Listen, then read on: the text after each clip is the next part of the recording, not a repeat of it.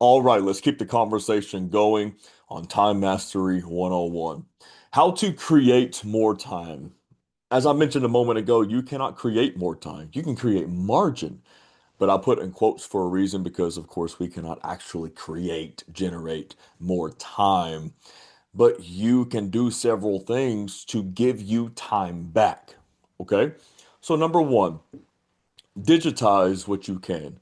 Utilize softwares, tools, different things online. Okay, digitize what you can. Find tools and systems that can make repetitive tasks automatic.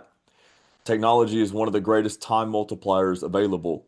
Use digital calendars, automated reminders, and task management apps to remove mental clutter. Ooh, a lot of us suffer with a cluttered mind, don't we?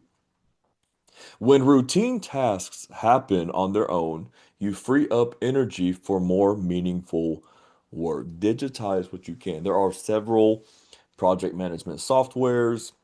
There's Monday, Notion, Motion, Trello, Asana, Basecamp, and I'm sure at the time you watch this, there are several more, but there are many softwares you can use, many digital products you can use, even things that are free.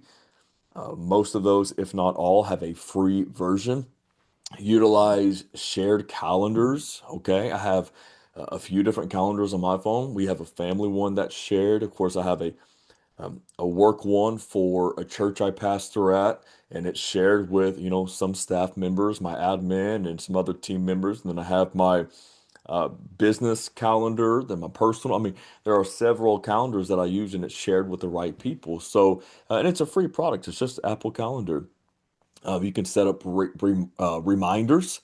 There are just many things you can utilize. Okay, I don't have to belabor that point. I think you understand, but digitize what you can. So, sitting back saying, okay, what can I actually digitize? What can I utilize technology for, softwares for, different tools, systems online? There's a book that I'm reading about building a second brain, and it's highly upon the thought of utilizing technology. Okay, don't shy away from using these things. I utilize AI as a thought partner, not thought replacement. I'm not against like Chat GPT, etc., used in the right ways. So leverage these things. I would encourage you to do so. So number one, digitize what you can. Number two, this is huge. Delegate what you can to a team member. Delegate, you can hire, a VA online in a very affordable way. Of course, you can delegate different tasks at home to kids. You can work as a team if you're married, if you lived with a family, if you live with a family member, live with a loved one. Delegate, come together, communicate. How can you divvy out different items around the house? My wife and I literally used to run our home organization on Monday.com, whether that's sad to you or not, it worked.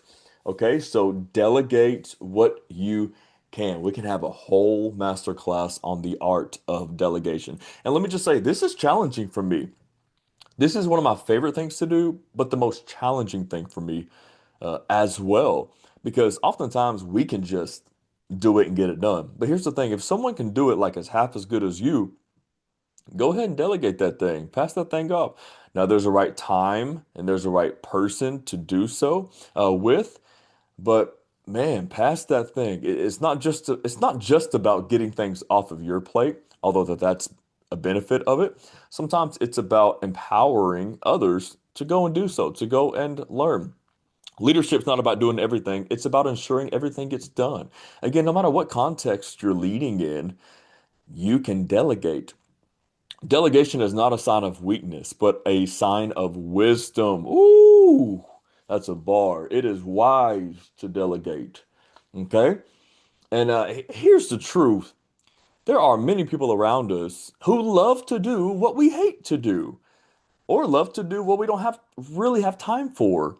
And there are many people around us for sure that are way better at doing certain things than we are. There go the balloons again. Zoom has its cue, I guess, on when Come on, wisdom is being shared. All right, helpful wisdom. Delegation is not a sign of weakness, but a sign of wisdom. There we go. Research shows that leaders who delegate effectively free up more of their time for strategic work and enable greater team capabilities. So, team might be your family, it might be people around you, it might be an online team that's not even in the US, okay? But building a team because we know as leaders that vision, of course, God's vision for your life will always impact others, but it should involve others as well. If it does not do both of those things, it is not a vision from the Lord. Okay, that's a different thought there, but it should impact and involve. So there's a team element. Your purpose necessitates a team. Okay, God put us together to connect. All right. Research shows that leaders who delegate effectively free up more of their time for strategic work and enable greater team capabilities, according to an article published by MIT Sloan Management Review. So delegate what you can, okay? I talked a lot about delegation in the Momentum Blueprint course. Go and grab that today. Okay, delegate. So digitize what you can, delegate what you can, pass it off. You ain't got to be doing everything. Sometimes this is bad English, but good truth. Sometimes we be doing too much, okay? The key is to trust your team, empower others, and release control where your presence is not required. So only do what you have to do. Only do what you have to do. Now, again, there's a timing for all of this, but are there things that you are doing right now that you don't need to be doing? I know it's hard to pass it off, but pass it off. If you need to make a little bit of a hire, make a hire, get some help, create time, get you some time back, get you some margin to actually go and do the things that produce the results you're looking for. Stop spinning on the hamster wheel and get on the right trajectory to where you're trying to go. Okay? Number three, delay what you can. Ooh, here's the truth. Most things can wait. Selah. Most things can wait. They really can. I know somebody's banging on your door, literally or figuratively. They're banging on your door because something's important to them and they want you to stop what you're doing. Not everything that is seemingly urgent is of the utmost importance. Okay? This is huge. So delay what you can. I'm not talking about procrastinating on things that are important, but creating a framework with your time to where you get to those things when you get to them. Okay, if you don't delegate them, etc. But there are several things that can just absolutely wait. We want to live very strategically and not reactionary. Okay, you want to live intentional and strategic and not reactionary. Now, there are things that come up that you have to respond and react to. That's just life. That's leadership. Okay. But you have to have enough discernment to know when to step in or when to delay, when to do or when to delay. Okay. Write that down. You need to have enough discernment to know when to do something and when to delay the thing. Okay. So delay what you can. Here's the blurb. Not everything is urgent and not every opportunity is for right now. You got to know the difference between opportunity and assignment. Not every opportunity is the assignment at hand. Okay? Now we know assignment usually comes in the form of opportunity, but not every opportunity is God's assignment for that moment. Okay? Discernment is a vital skill for productive leadership. Delaying tasks that do not align with your current priorities is not procrastination, it is prioritization. Okay? It is not procrastination, it is prioritization. And I know the fear is that we're going to forget about the thing. If you have a good system, If you utilize digital products or maybe you're old school in a notepad and you don't need to actually share, there are certain things that I share in this moleskin here, certain things I put on here because other people need to see it. Okay. Or I need it to prompt me to remind me. Sometimes I live by these reminders. There are moments that I do. I need it to pop up right here.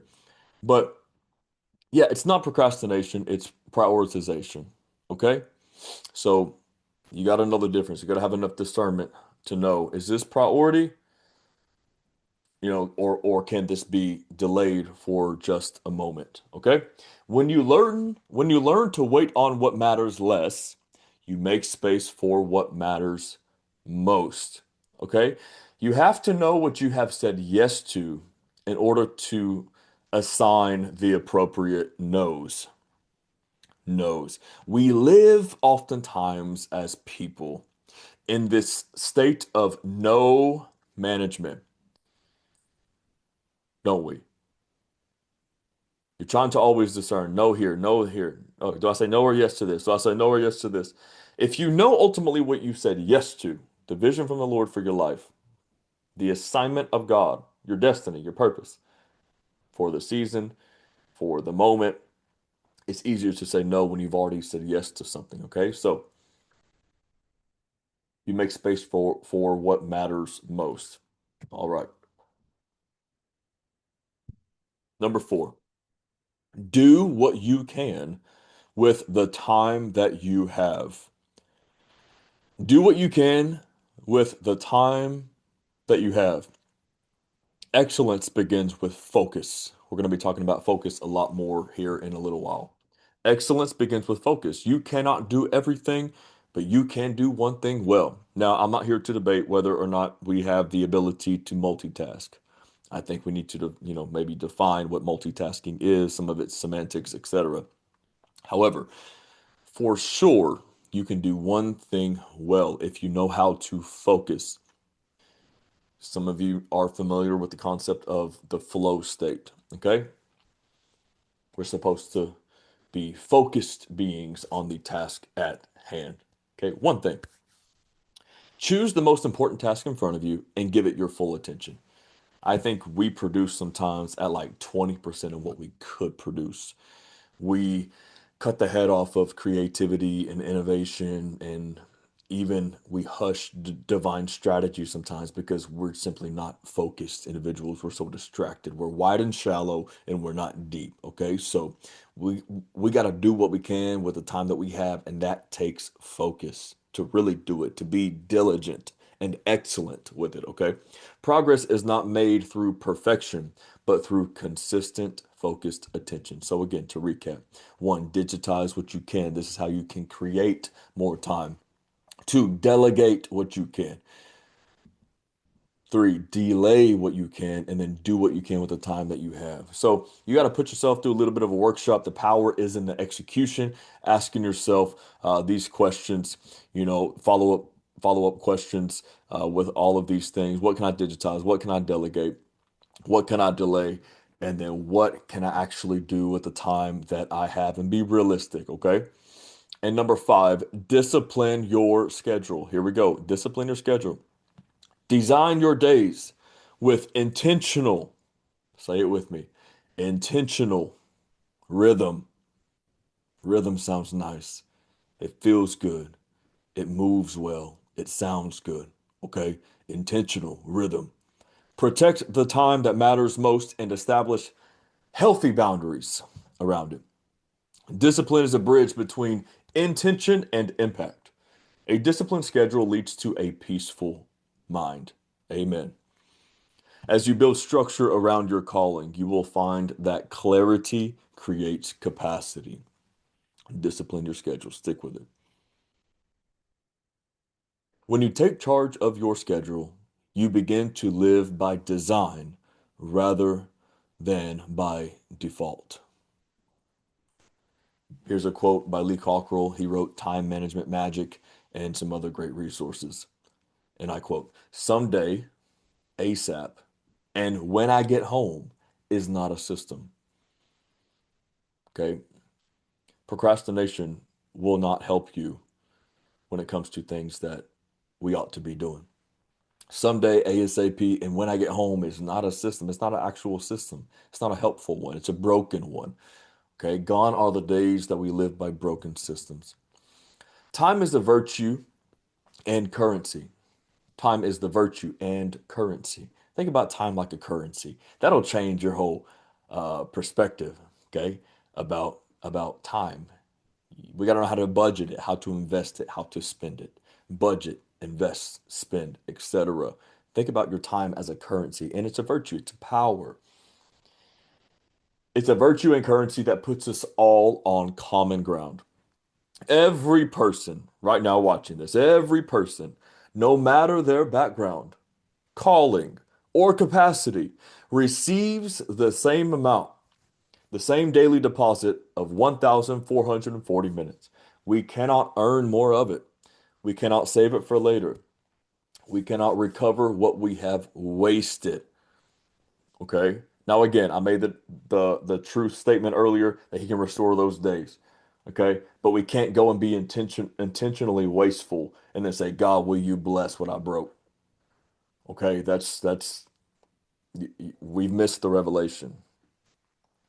What we can do is to choose how we spend, budget, and invest. Okay, so I would literally get a notepad and be like, how can I spend my time better? How can I budget it better? Create some discipline, some frameworks, some parameters around it. And how do I invest my time? Where do I invest it to actually give me an ROI and give the kingdom an ROI?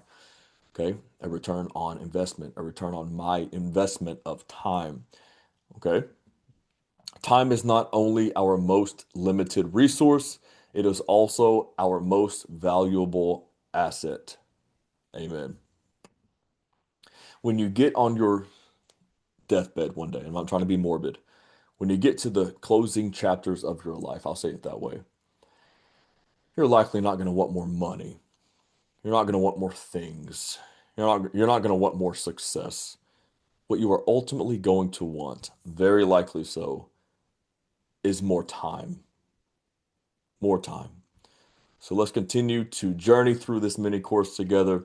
And I believe on the other side, you will be absolutely encouraged and get your life back and experience joy once again. God bless you. See you in a moment.